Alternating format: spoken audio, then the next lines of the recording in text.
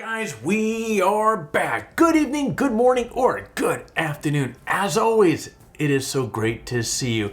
And friend, if I say the phrase color theory, you probably have a pretty good idea of what I was talking about. Visions of a color wheel come to mind, and when you likely think about how colors can be used in an image to make the image come to life. But color theory is much more complex and detailed subject than that. Now, part of its complexity really involves simply learning how to use color theory to your advantage, and that's what we're going to be discussing in today's video. But before we dive into color theory, I do want to take a moment to ask you guys to do me a huge favor. You know, hey, I'm going there. I always go here.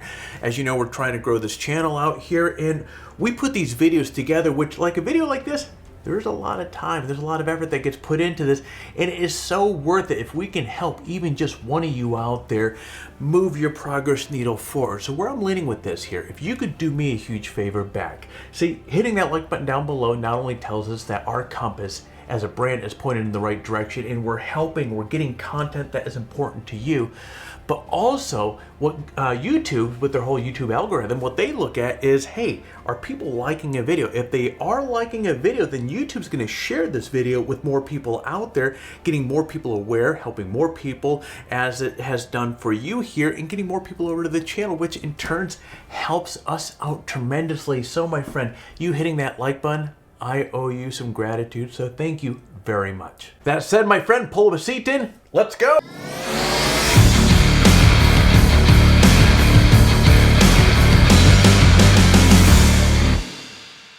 Now, as I mentioned a moment ago, we're going to take a deep dive into color theory today. Now, I think this is an important subject because even though many of us know what color theory is in general, as a photographers, I don't think many are actually using it to our advantage. And I got to thinking about this topic a few weeks ago when a viewer messaged me and commented about the photograph that you see behind me.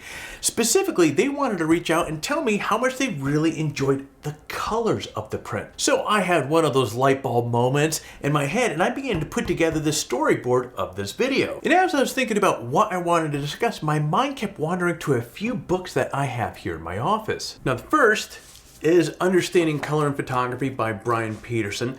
The second is Ernst Haas, The New York City in Color, 1952-1962. And the third is Istanbul, The City of 100 Names by Webb. Now, these books aren't all about color theory. However, the books from Haas and Webb do have incredible examples of how colors can be used to create more impactful images. So for me, books, real books, not like the ones in my Kindle, are a real source of inspiration. It's kind of like printing out your photos. Having a tangible thing to hold on and interact with makes the experience of reading and learning so much better, in my opinion. Bryan Peterson's book is a fantastic summary of color theory. Now, there's a lot of technical information in here, some of which we're going to discuss here shortly, but he also includes tons of his images to demonstrate the color theory techniques that he discusses.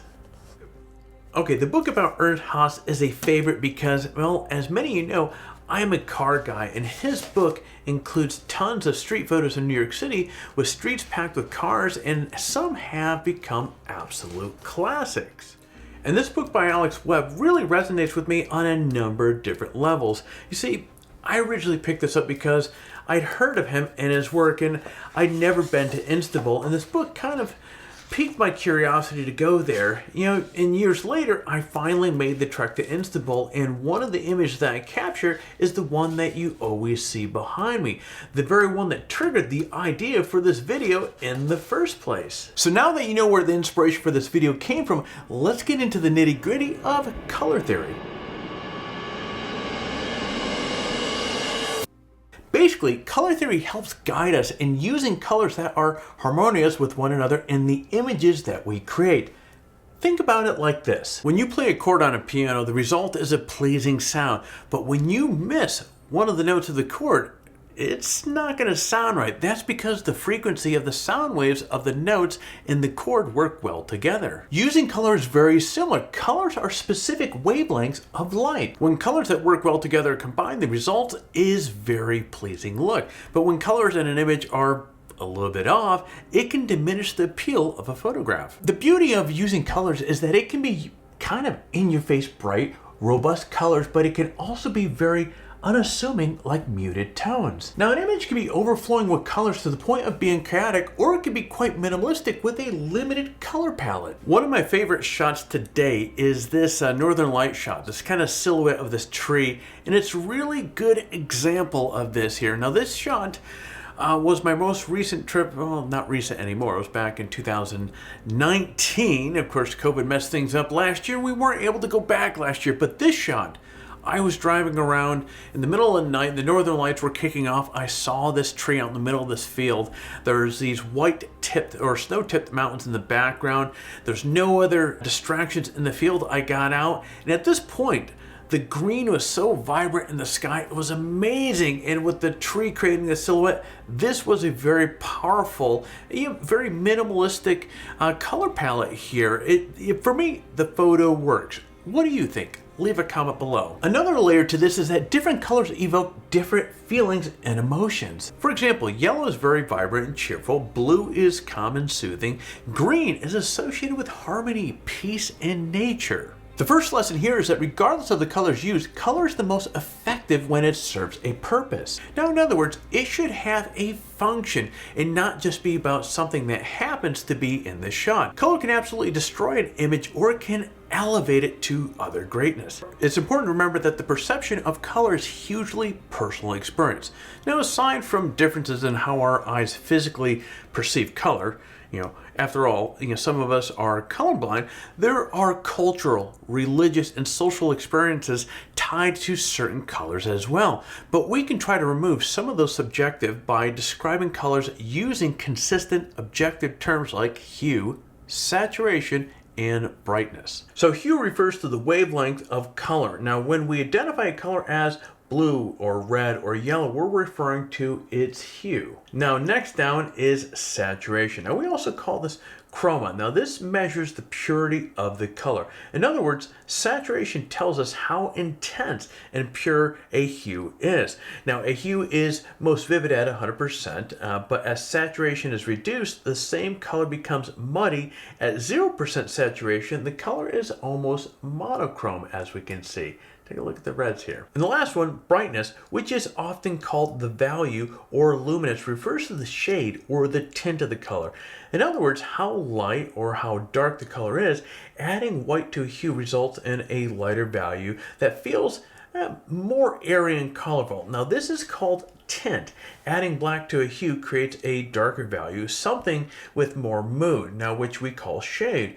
When you add both black and white to a hue, you're adding a tone, or creating a tone rather. I want you to keep these basic properties of color in mind as we explore some sample color palettes that can be used to improve your photos. Now let's go over some of the most common types of color palettes that you might use when creating a photograph. Now, understanding these color palettes is really essential because using them can help you create an image with excellent color harmony, colors that work well together and are pleasing to the eye. Now, for landscape photographers like me, it's not like you can force a landscape to adhere to one of these color palettes. Instead, you have to look for landscapes in which those color palettes already exist. But if you're a portrait photographer, you can create those color palettes with things like backgrounds that you use, the clothing, the makeup the model is wearing, even the color of the lighting used in the shot. Now, a complementary color palette is the most basic. It involves two colors on opposite sides of the color wheel, like blue and orange. Now, this combination can result in striking visuals due to the extreme contrast between the two colors. Now, this particular photo that I took at Lake Kushma last year is an example of a complementary color palette. There's blue, orange are opposites on the color wheel, and as you can see, the result is high contrast image that is quite, I think has a lot of drama. Any combination of complementary colors will have this effect of tuning up the volume of your photo, as Bryan Peterson says. Next up is a split complementary color palette or dual color palette. Now, these use two colors on either side of one of the complementary colors. So instead of using red and green, you would use red, blue, green, and yellow, green as shown as the graphic on the screen. This gives us 3 colors in a shot. I absolutely love this image. This image was one that I took from Lake Tahoe, and it's a good example of dual color palette. Now we have blue tones in the foreground and the lake, the yellow-orange tones and the red-orange tones in the sky. Now the result is a shot with nicely balanced colors that feel serene, thanks to the blue tones, but also offers plenty of visual excitement due to the yellow-orange and the red-orange tones in the sky. Now, similar to a split complementary color is a triadic color palette. Again, you have 3 colors, but in this case, each color is an equal distance apart on the color wheel. Now, examples of triadic colors include purple, green, orange, blue, yellow, and red. Now, triadic colors help create images with tons of vibrancies, like in the shot of the tulip blossoms. Now, usually a triadic color palette has one main color, while the other 2 colors are less dominant. Now, in this case of the tulip photo, orange is the main color, while green and purple add vibrancy, but aren't quite as dominant. Now, as Bryan Peterson says, when triadic colors are composed in equal measures, it can be like listening to screams of hungry triplets. Not a fun experience. So pick one of the 3 to dominate and you're going to end up with a much more pleasing result. A quadratic or tetradic color palette uses 2 sets of complementary colors. So this image has lots of blues and oranges, which are complementary to one another, and it has lots of yellows and greens, which are complementary to one another. A dyadic color palette uses 2 colors, but unlike the complementary pair of colors that are opposite one another on the color wheel, a dyad uses 2 colors that are separated by just 1 color on the color wheel. For example, a red and an orange is a dyad which is very bright, vibrant combination, while blue and purple is a dyad which is a much darker, moodier, and subdued. An analogous color palette uses 3 adjacent colors on the color wheel, a main color with 2 less dominant colors. Now, example of this would be a blue-green, blue-violet, which is a very calming and subdued, like the previous example using the blue and purple. Now lastly, I know we often use the term monochrome to describe a black and white image, but in this case, a monochrome color palette uses a single color of varying tones. Now, unlike a complementary color palette that is vibrant and full of contrast, a monochrome palette, as you can see in the shot, is definitely not. Now, as I said earlier, it's often easier for studio photographers to manipulate color palette than it is for landscape photographers like myself. But there are still many lessons that can be learned about using color theory to enhance landscape images. For example, orange tones are common in landscape photos, particularly at sunrise and sunset. Orange is a color that can take added brightness and saturation in post-processing, so it's easy to punch up the orange tones to create a more dramatic image. Now, conversely, it's important not to let the orange tones get too dark or too desaturated. You may be asking, why is that, Alex? Well, it starts to drifting into the brown part of the color wheel pretty quickly, and the last I checked, brown isn't a very exciting color to see in the sky. No. As another example, red is usually the color that is most saturated in a digital photo. Now, this photo I took in Norway is really a good example of this. The red color of the houses is much deeper and more intense than the blue tones in the shot. Now, on the other hand, this means that the red tones are pretty easy to blow out, and post-processing, avoid increasing the brightness of the red tones for this reason. Now, on the other hand, red takes saturation quite well. The more saturated it is, the darker and the rich or more rich that it becomes. Plus, you don't have to worry about becoming a gross brown color like you would get with orange. Here's another example of how saturation of red can make an image pop. Unlike the previous photo where the deep red of the houses was balanced out by the deep blue of the water and the light blue sky, this image has much more muted palette because of the snow. Now, in this case, nothing is saturated except the red color of the houses. Now, the splash of red is very important for the success of the shot because it helps make a much more balanced image. Now, if the houses were brown, they just kind of blend into the scene and the image would kind of feel top heavy, but with the punch of the deep red, the houses help create a much better visual balance from top to bottom. Now, this is a good segue into a discussion of how color plays a huge part in composition of our images. For example, if you're photographing a landscape, you might frame the shot to include or exclude for that matter, elements in order to make it a much more color palette, or much more pleasing color palette rather. Now you might shift the horizon down in the frame to include a colorful sky, or shift the horizon up to include a colorful foreground. Now gear selection is involved in this as well. Now you might throw a wide angle lens on your camera to compose a shot with lots of foreground color. On the other hand, you might use a telephoto lens like I did in that Lake Kushima photo from earlier to zero in on specific colors in the scene. Now, of course, with so many editing tools at our disposal, we can leave some color decisions out for post-processing. Now, as I was saying earlier, you might want to increase the saturation of the reds in the shot, or increase the brightness or the orange tones to get the look that you want. Now, another advantage of modern post-processing tools is that they allow you to pay attention to other things that can impact the look and feel of the image, like framing with the available light, including the foreground interest or the leading lines and so forth. And guys, don't get me wrong, being able to manipulate color in post-processing isn't a license to ignore colors out in the field. I'm just saying that you don't have to have perfect colors in camera to get a great shot. And concentrating on the other elements of the image will only help you improve the quality of the photograph. Now, let's take a look at some more images that I shot, as well as some examples from my book, so you can see photographing colors, or how photographing colors really plays out in real life. I want to go back to the first photo that I showed you from my trip to Norway and discuss that more in detail. I took this photo in Norway a couple years back, and I think it's pretty obvious what caught my eye about the scene: the deep dark red color of this line of homes. Now, even though this image doesn't really adhere to any color palettes that we discussed earlier, I think the colors in this shot still really work.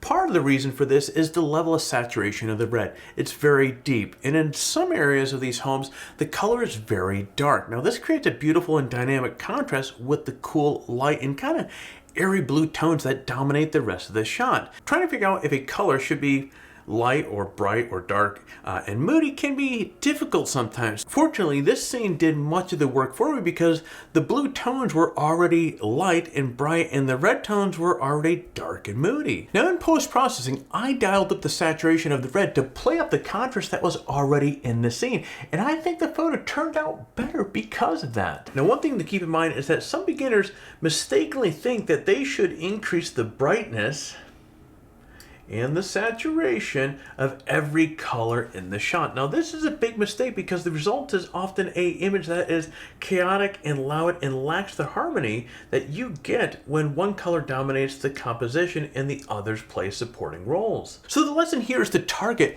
the usage of your brightness and saturation, and in most cases, the best option for doing this is to target the subject matter that is in direct light in this scene, like the houses in this shot. And since they're already highlighted with the light from the rising sun, the houses could use some more saturation. Or let me take that back, or reword that. The houses could take more saturation. The same concept applies to other types of landscapes. Now, a good example of this is clouds that are illuminated at sunrise and sunset. They can handle much more saturation in post-processing because they are already in direct light.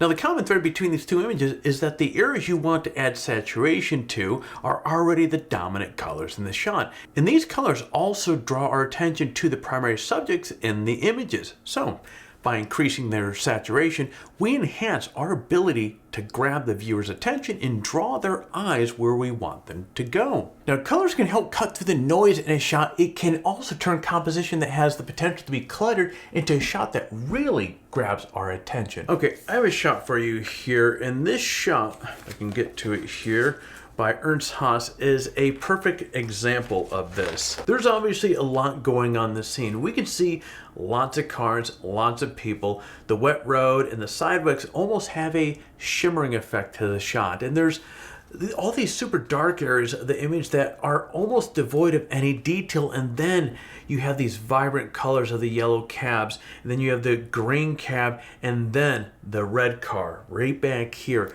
draws your attention. For me, the red car is what really does it for me on this shot. Now, even though it's 90% back in the composition, it immediately catches your eye and draws you into the scene.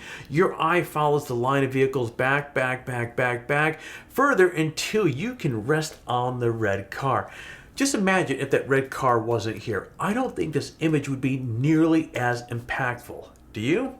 And what's funny is every time I look at this image, the one thing that reminds me of this, and tell me if you agree with me on this. Remember that movie, The Matrix, the original Matrix movie?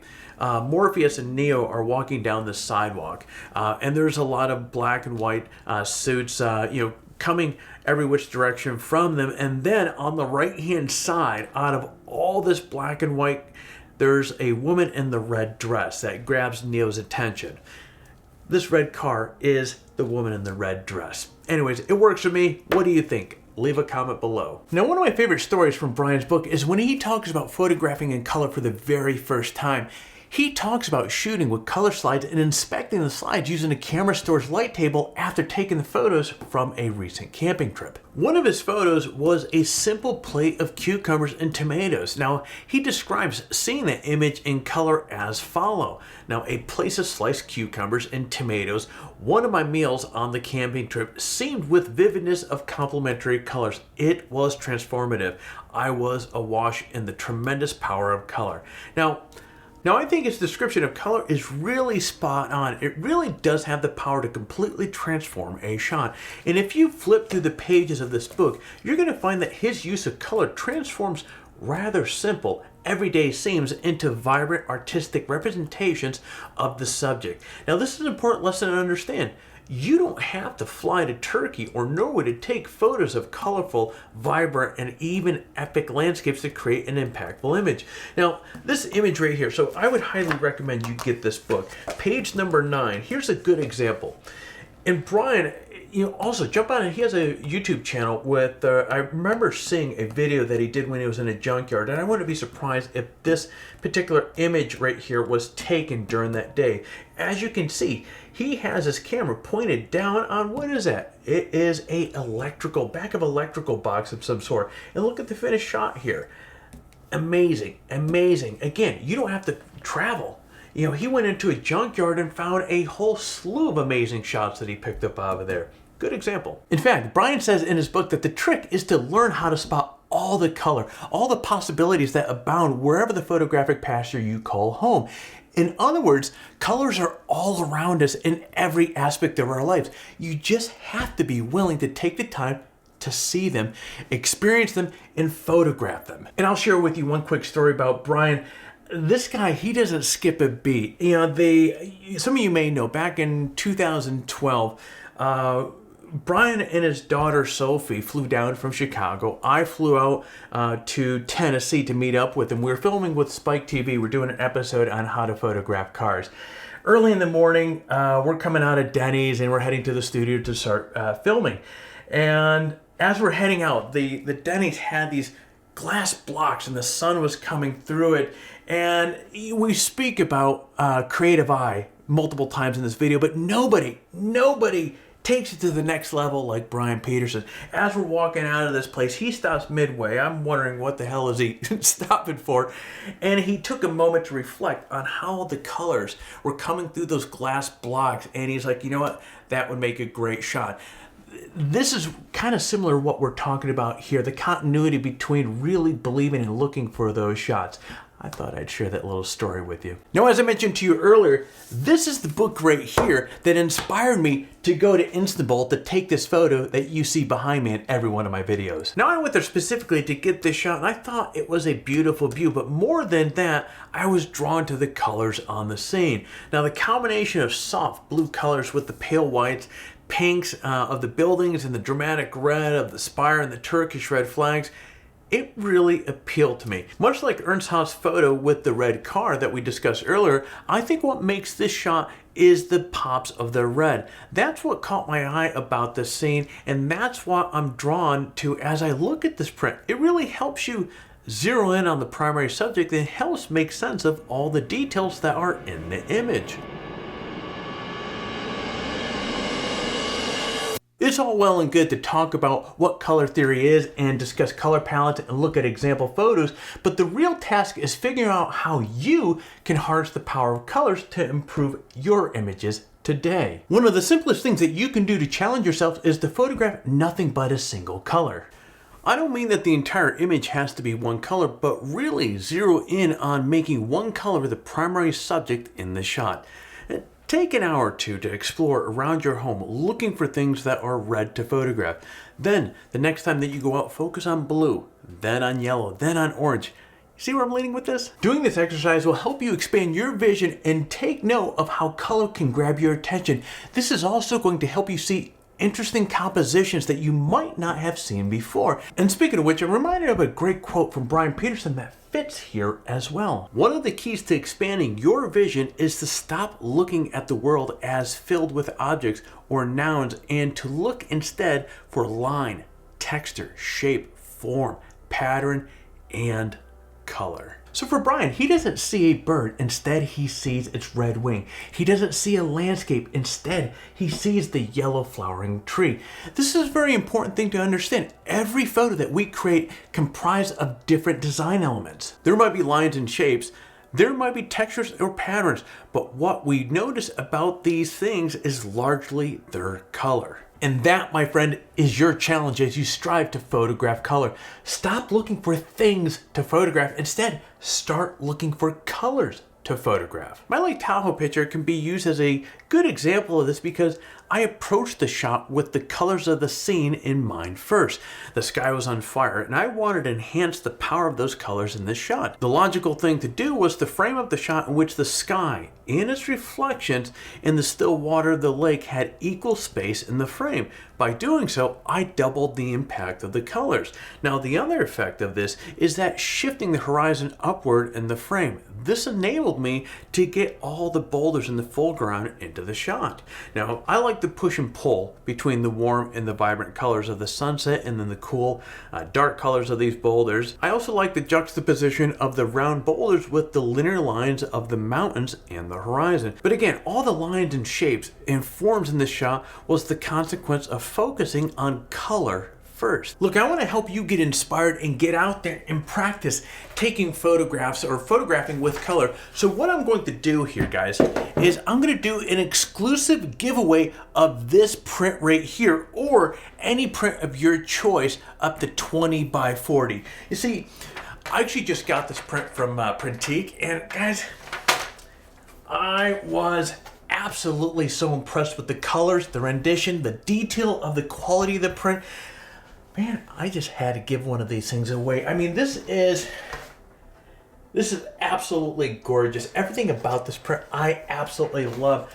The framework, everything. They give you this little level and this little hanging kit on the back. Literally, the level of detail that these guys put into this print is absolutely phenomenal. See, truthfully speaking, this is my first time ordering a print from these guys, so I wasn't sure. You know, if I'm being a blunt instrument here, I wasn't sure what to expect when this came in. Yeah, these guys nailed it out of the park. You know, it's a shame because on video it just doesn't look as gorgeous as it does. Actually, it looks pretty good, but it looks incredible in person. So anyways, that's what we're going to do. All right, so all you have to do to win this is you have to leave a comment below and tell me what your favorite photo is, who the photographer is, and how color makes it such a great image. And what I'm going to do is I'm going to randomly select one commenter and send them this print, or again, you can have your choice of your own print up to 20 by 40, so basically the same size as this. Just as my way of encouraging you to get out there and use what you've learned here today to create better photos. Sound pretty cool? So we'll let this run for, it is July 1st, I'm recording this July 1st. This will go live probably July 2nd or 3rd. So whenever this video goes live, we'll let it run for 30 days. And at the end of the 30 days, we're going to select one of you guys to win a badass print from, or order it from Printique. And speaking of giveaways, let's discuss our main monthly giveaway. We have 3 fantastic prizes up for the grab. We have a Razer Core XE GPU, a Nomadic shoulder bag, and of course, you gotta love it, the $100 Adorama gift card. As always, entering the giveaway is really simple. Step 1, like this video and subscribe to our channel. Step 2, leave a comment below. In fact, the more of our videos that you watch and leave a comment on, the more chances that you have to win. So get watching some of our other videos and leave some comments. Step 3, register on Photography Talk and introduce yourself in the forum. Now, if you registered on the site and introduced yourself during one of the last giveaways, my friend, you're still eligible to win. But as I keep saying over and over again, hey, we want to see you. Swing on by, say hello, let us know what you're doing. We would love to see you. I just said that. Anyways, you get the point. Swing on by. All right, guys, that is it for this one. This was another fun video to put together. Color is all around us, and I hope you really enjoyed the overall message with this video here. And speaking of which, if you did, do me a favor. You know how helpful that is to the channel, so go down below, hit the like button, and if you're not subscribed to the channel, hit the subscribe button, and while you're at, kick that bell, so therefore you're notified each time that we come out with a new video. My friend, I'm going to be jumping out of here. You get out there, stay healthy, and create your best shot.